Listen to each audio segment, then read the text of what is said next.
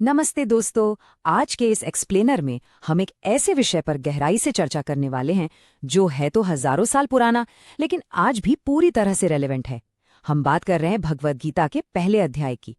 इस पूरी चर्चा में हम देखेंगे कि कैसे एक बहुत बड़ा, दुनिया को हिला देने वाला बाहरी युद्ध अचानक से एक इंसान के अंदर के सबसे गहरे मनोवैज्ञानिक संघर्ष में बदल जाता है। और हाँ, हम इस बात पर भी खास फोकस करेंगे कि ये कहानी आज के युवाओं और बच्चों को कम उम्र में ही क्यों सिखाई जानी चाहिए। तो चलिए शुरू करते हैं।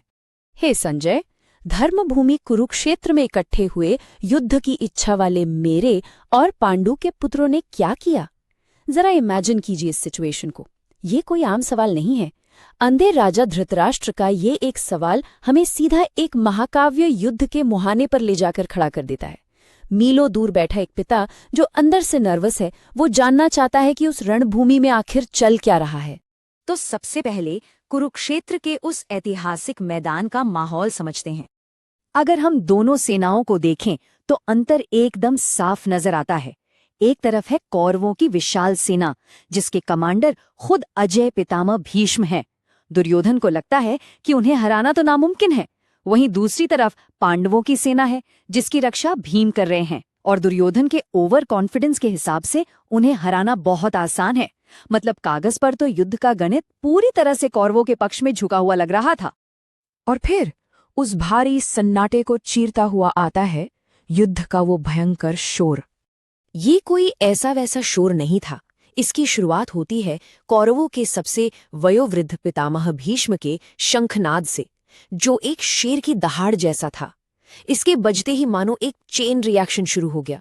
नगाड़े, ढोल और बिगुल एक साथ बज उठे। और फिर इस शोर का जवाब देने के लिए भगवान कृष्ण अपना पांचजन्य और अर्जुन अपना देवदत्त शंख बजाते हैं। ये आवाज इतनी गगनभेदी थी, लिटरली इतनी भयंकर, कि इसने आसमान और धरती को हिलाकर रख दिया और कौरवों के दिलों में खौफ पैदा कर दिया। लेकिन ठीक इसी शोर शराबे के बीच एक बहुत ही शांत लेकिन अहम विनती की जाती है। महान योद्धा अर्जुन अपने सारथी यानी भगवान कृष्ण से कहते हैं, मेरे रथ को दोनों सेनाओं के बीच में खड़ा कीजिए, ताकि मैं देख सकूं कि यहाँ युद्ध की इच्छा से कौन कौन उपस्थित है। ये पूरी कहानी का सबसे बड़ा टर्निंग पॉइंट है। अर्जुन बस ये देखना चाहते हैं कि आखिर उन्हें लड़ना किससे है।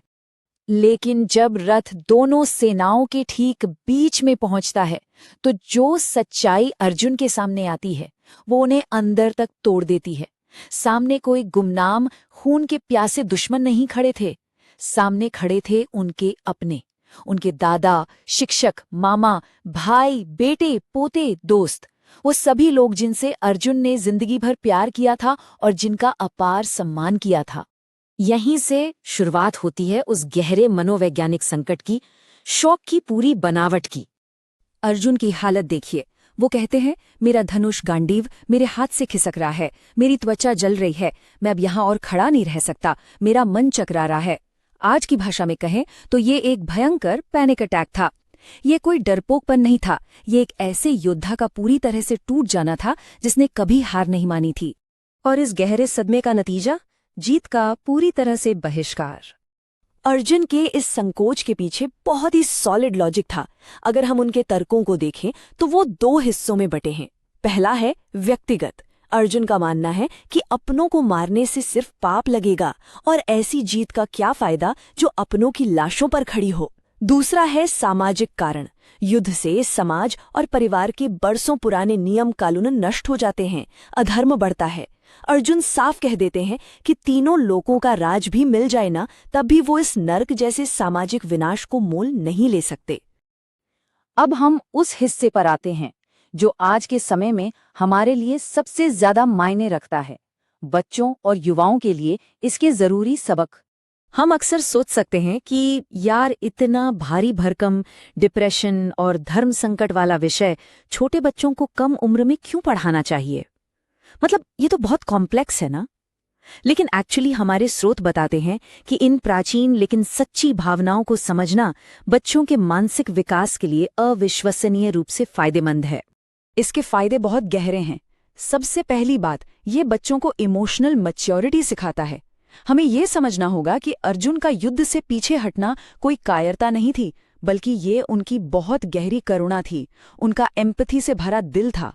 ये कहानी बच्चों को सिखाती है कि दूसरों के दर्द को महसूस करना कोई कमजोरी नहीं है, बल्कि एक दयालु हृदय होना ही आपको असली और गहरे ज्ञान को हासिल करने के लायक बनाता है।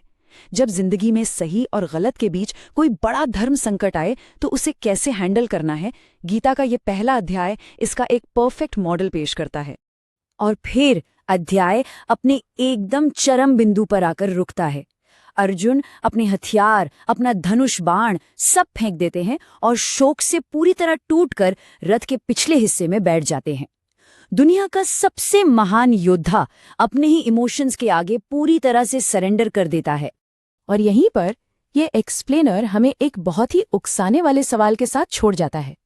जब आपका फर्ज और आपकी इंसानियत, जब ड्यूटी और एम्पैथी आपस में इस तरह हिंसक रूप से टकराते हैं, तो इंसान उस मॉरल पैरालिसिस से बाहर कैसे निकलता है? जब कुछ भी सही ना लग रहा हो तब क्या किया जाए? और सच कहें तो यही वो सवाल है जो बाकी की पूरी भगवद गीता का मंच तैयार करता है। ये जानने की जिज्ञासा ही हमें इस प्राचीन ज्ञान की और गहराई में ले जाती है। Thank you for watching and supporting my channel. Your love, support, and encouragement mean everything to me. Stay connected for more inspiring videos. See you in the next one. Bye.